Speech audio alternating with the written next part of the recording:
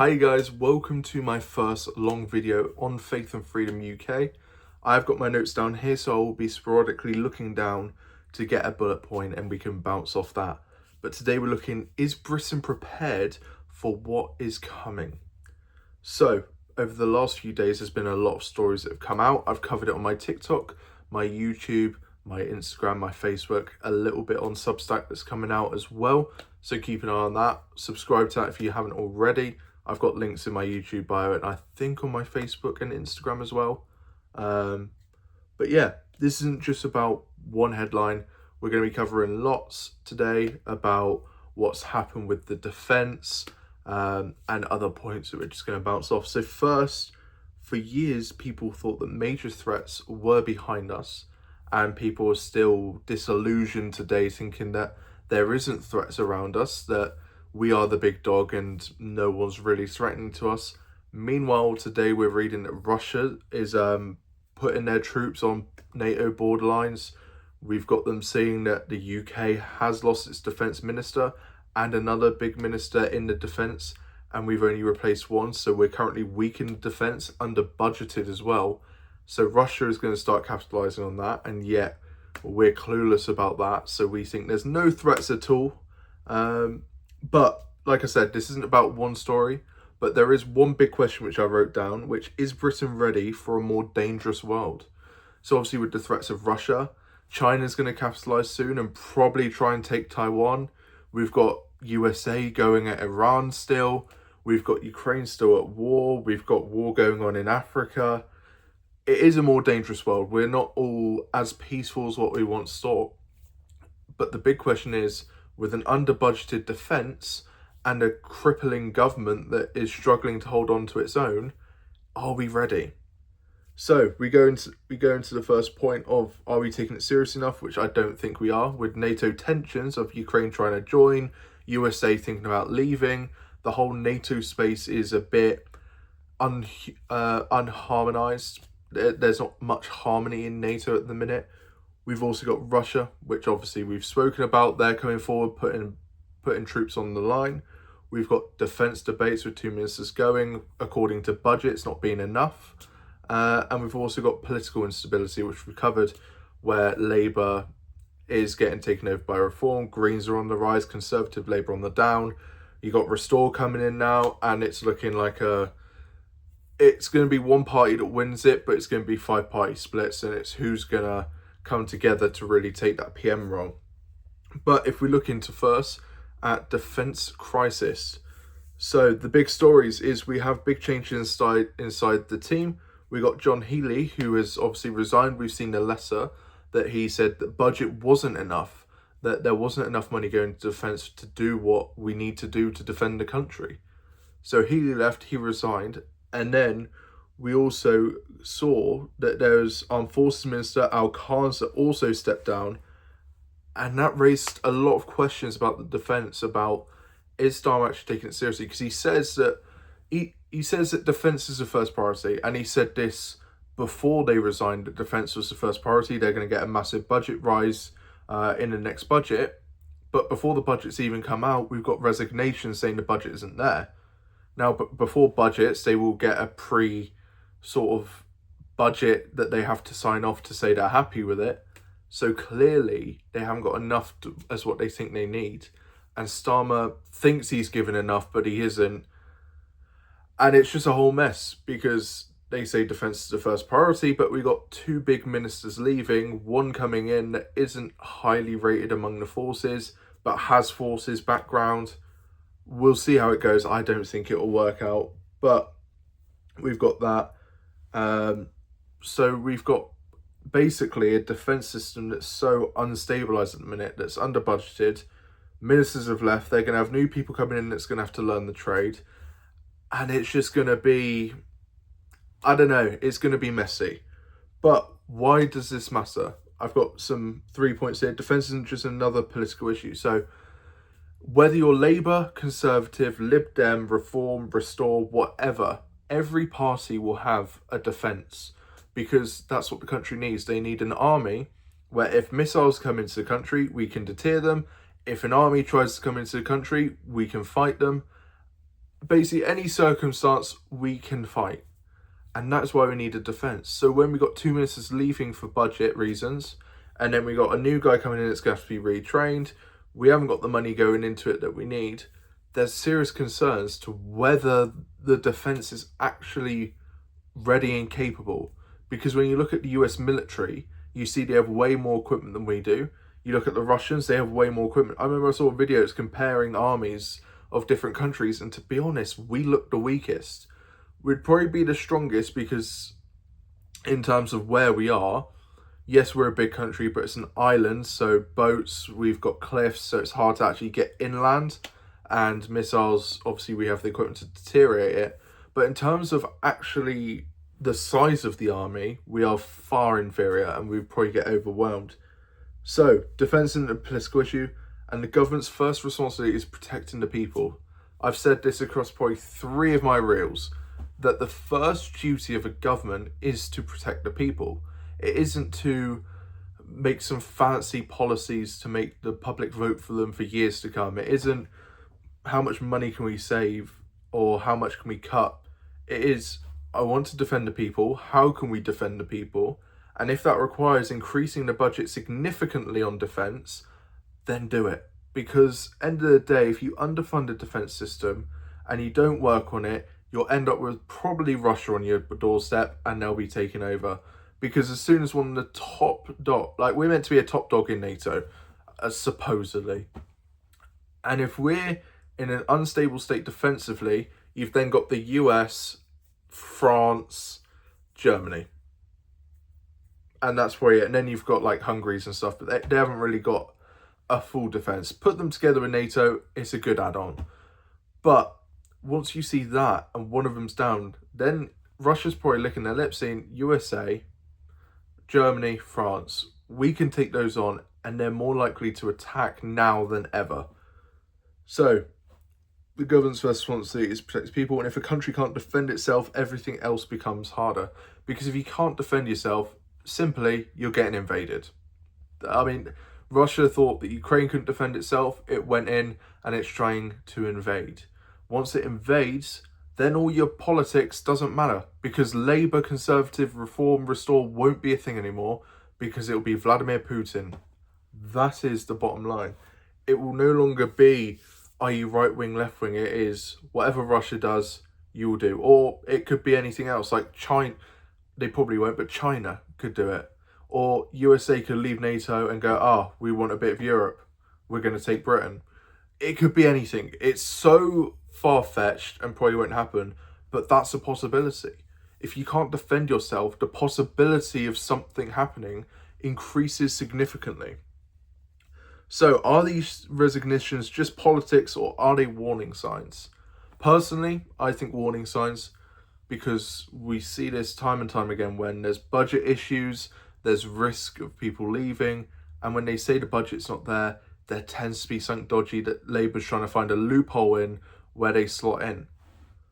But we move in to a similar topic on the Dan Jarvis appointment. So Keir Starmer appointed him as the Defence Secretary. He's the one that has the military experience that we touched on about 5 minutes ago. He's a former British Army officer, served with the Parachute Regiment, and has Afghanistan experience. So there is credit where it's due. Having military experience is obviously a big insight. However, is this genuine change? Because yes, having the people come in is good. But are you changing the face and keeping the same budget and defence? Or are you changing the face and increasing the budget and the vision where we're going? Because if we're just looking at same thing, different leader, it's pointless. Like, let's not be around the bush. It is pointless. Like, we'll be deeply rooted in the bin, because you cannot just bring someone in, give the same budget, give them the vision that you want, and expect it to work out, because they will resign as well eventually. So I don't think this is a genuine change, but credit where credit due, he does have the experience. Is it directional policy? No, in Labour, probably policy, because the direction isn't going to change. They'll just probably bring in more policies, more restrictions where they have to follow what Labour want, and it isn't genuine change. and it's just changing the person at the top. So will Labour actually change the approach? I don't think so. I don't think Labour changed the approach because what they've got is working per se. So Labour have a clever way of doing it in a way where, yes, all the policies aren't working for the people around, but when they bring it in together, it works for the typical Labour party per se, what they know, where it's borrow, tax, and underfund. So they underfund different areas, they borrow through the roof, they increase taxing. So as the borrowing, as the funding goes down, the borrowing comes in, they have more money to work with, the taxing goes up, so they have more money to work with, and they fund other pointless stuff. Like 6 billion of our own money goes to illegal immigrants through the asylum fund. We've got 12 billion that goes out to foreign aid every year. We've got 15 to 30 billion going into net zero. And yet we're complaining about not having the money for the defence fund. Well, there, comfortably, you can easily get another £50 billion a year to put into the defence if you wanted to. Obviously, you're not going to put all of it into the defence. You're going to spread it around to different important areas like education and stuff like that. But that's 50 extra billion that you don't need to tax people on. Net zero, I've said this before, it is a scam. Not a scam because obviously saving the country, the world is important in keeping not carbon emission low, but pollution, stuff like that. That's important. But when you got China pumping out large factories, America's still doing it, and we're a little island, our net zero, if we hit net zero and China still pump up factories, they've completely contradicted what we're doing in England. So it's pointless us looking for net zero because we're going to get made redundant by China and USA anyway. So why not take the 15 to 30 extra billion a year to reinvest in education to bring our own British people smarter and in better jobs, or even putting it back into the defence? The illegals, yes, migration we need. I don't disagree with that. But the illegals that have no documentation, no intention of working, no intention of integrating, no intention of learning the English language, we're giving 6 billion a year to them. 6 billion could be reinvested again, that could be put in foreign aid. If we're struggling with budgets, like we're paying 333 billion a year to welfare and 331 billion a year we get in taxes. So we currently give more out to welfare than tax coming in. So bringing that welfare in, yes, 52% does go to pension, however, or 53, I can't remember the exact percent. But even so, let's say 150 billion is going to people that can work. Do a scheme, like an apprenticeship scheme, or a way to get back into work, you could probably knock off 50 billion. Like, there's so many ways you can raise funds without taxing the people, yet Labour cannot be bothered or are incompetent to do it. And that's my thought on that. So, looking at Putin, NATO and world threats, rising tensions involving Russia and NATO, more European defences, countries questioning readiness, it's all going down. As I said earlier, we have Russia bringing troops on the border of NATO. They're still at war with Ukraine. If they get Ukraine and they're still on the border of NATO, they've got a massive line that they could go off of. So peace is not guaranteed at all at the minute. And history shows countries need to be prepared. We saw that with Germany in World War I and II. But the issue is that the West has become comfortable. Many countries reduce focus on defence, and the world has changed very quickly. So we saw in the early 2000s there probably wasn't as big of a threat, but all of a sudden you've got China wanting Taiwan, you've got Russia wanting Ukraine back, you've got wars going on in the Middle East around each other, you've got the USA joining the Middle Eastern wars, and then blaming NATO for not helping getting involved, all within probably 5 years. So in 5 years, we've got basically every part of the world in some form of war. And we've got so comfortable that the defence is maintained. We haven't invested enough to get ready to go to a war. And it's all just kicked off. So we are not prepared. And we don't prepare because you don't prepare because you want conflict. You prepare because you want to prevent it. So we shouldn't be investing in defence because we want to go to war, or We want this conflict and to get involved at all times. We want the defence to be a deterrent that actually conflict doesn't happen. So we want a defence that's so strong above everyone else that they go, I don't want to go to war because the UK has this. Or you're with countries that also invest in defence and I don't want to go to war here because they have all these behind them, and that's an issue. You want to strike fear into people to the point that deters them, and that's why Zach Polanski's denuclearization won't work, because Putin won't denuclearize, Trump won't, and if we denuclearize, we're stuffed, because we're the only country that would have denuclearized, and they'll go, oh, the UK's weak, we can take them in an instant, and they will, and that's a plain fact, and that is why you need to invest to prevent conflict, not to bring it on. So is Britain prepared for threats of the future? I think we've answered that in our last 10 minutes. No, we're not. We're underfunded, understaffed, under-equipped, and we just don't have the facilities to keep up with the USA and Russia at the minute. If we invested more and did years and years of work, 5 years' time, maybe. If we built enough and if we invented enough, possibly. And we have the capability. I mean, we saw it, I can't remember if it was World War One or World War Two in Bletchley. We had the first computer that could actually translate German code. And that's not talked about enough. We can invent stuff that changes wars, but we just don't fund ourselves enough to actually do it. So Britain aren't prepared for the threats. And that's when we go into government priorities. So politics is about priorities. Whether you're Labour, Conservative, Reform, when you go into power, you'll have priorities. So for Reform, most likely their priorities will be immigration, lowering taxes, and then filter down. Same with Restore, they'll be first and foremost immigration out, lower taxes, increase the Britain public.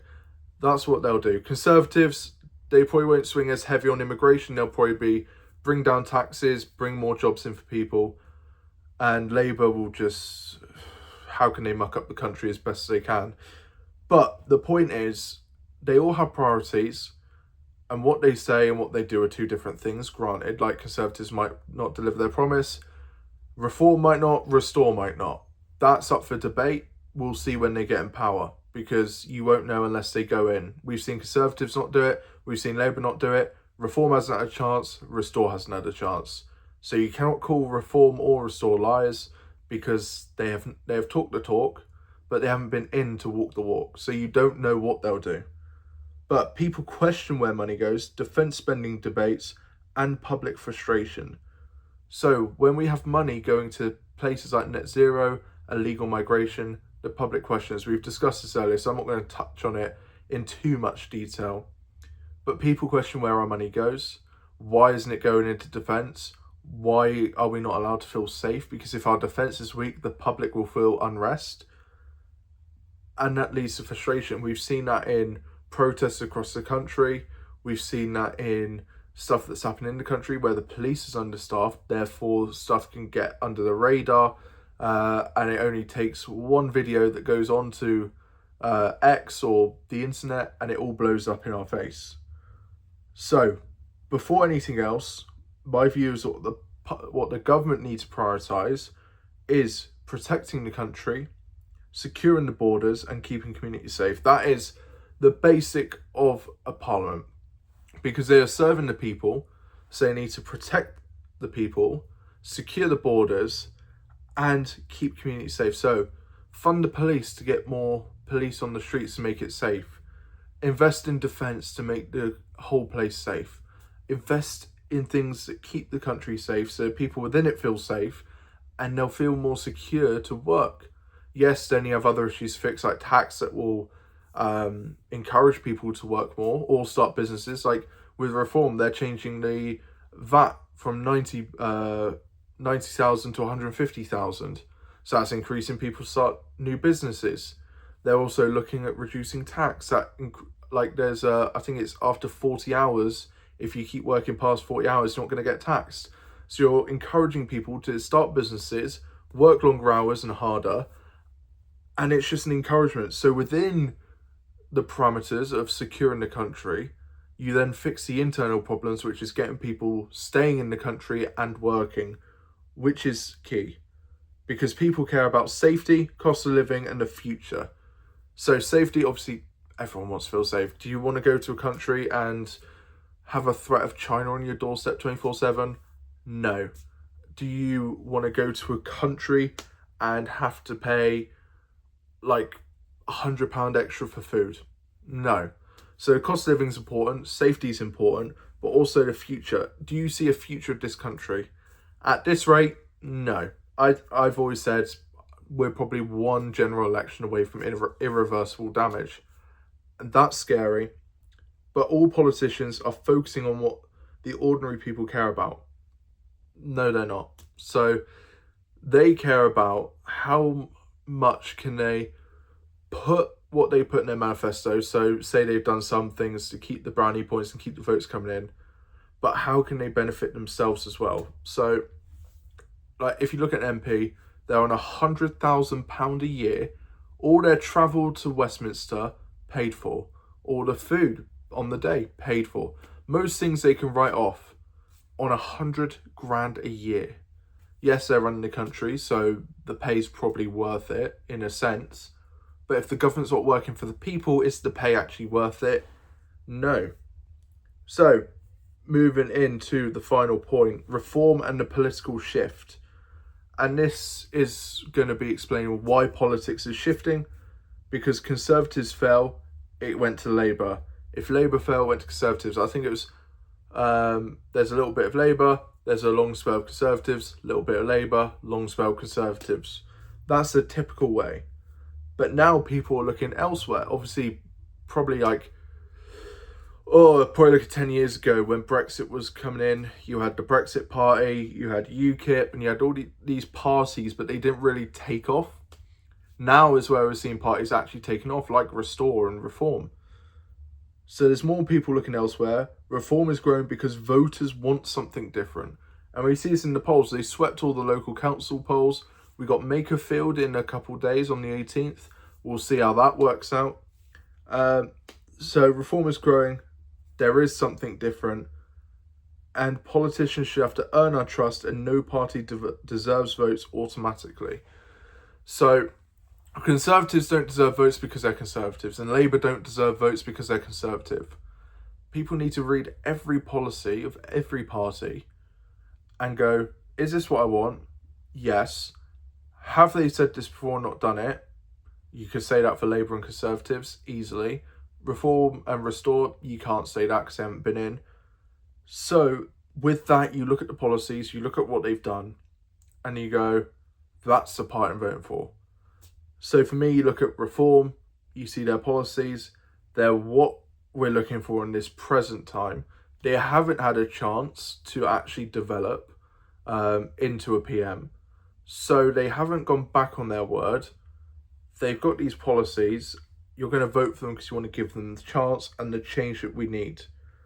So is Britain entering a new political era? Yes, we are seeing Reform surge the polls. We're seeing Restore climb the polls. We're seeing Conservatives and Labour dip. We're seeing Greens go up massively as well. And it's this really awkward time where it's no longer Conservatives and Labour. It is Labour, Conservatives, Green, Restore, Reform. Like, there's so many parties. You've probably got 5 parties that are current, and Lib Dems as well, 6 that are probably in the significant race where you'll get a couple votes and they've got a presence in Parliament. We haven't seen 6 parties, I don't think, ever. So, defence problems at home, global threats abroad, political change happening. That is the UK at the minute. We've got defence that's under shambles, it's underfunded. We've got threats coming in outside of our control, and we've got a political shift all at the same time. So my final message I've noted down is Britain has an incredible history, but history alone does not protect a country, and future decisions matter. So yes, we have a great history. We won 2 world wars. We have a history of producing great things, like the inventions we've done, the wars we've been in. It's been great. Our history is good. But history is history. We are now in 2026, not 1914, not 1930 something, 2026. What does our army look like? What is our funding like? We need to get that under control. So my final question to all of you, obviously comment points that I've said in this video. I'm open for discussion. But the final question I want to leave with you guys is, do you think Britain is ready for what comes next? Let me know. And also follow all of my pages. I've got Facebook and Instagram, obviously YouTube, which you're watching on, TikTok. I've also got a Substack you can subscribe to where I'll be writing out notes every day. Articles will be going out weekly. So that'll be interesting. And the community just keeps growing across the platform. So join, get involved, and I'll see you in the next one. But for now, thank you for listening, and I'll see you daily for shorts, and I'll see you Sunday for the next video. See you later, guys. God bless.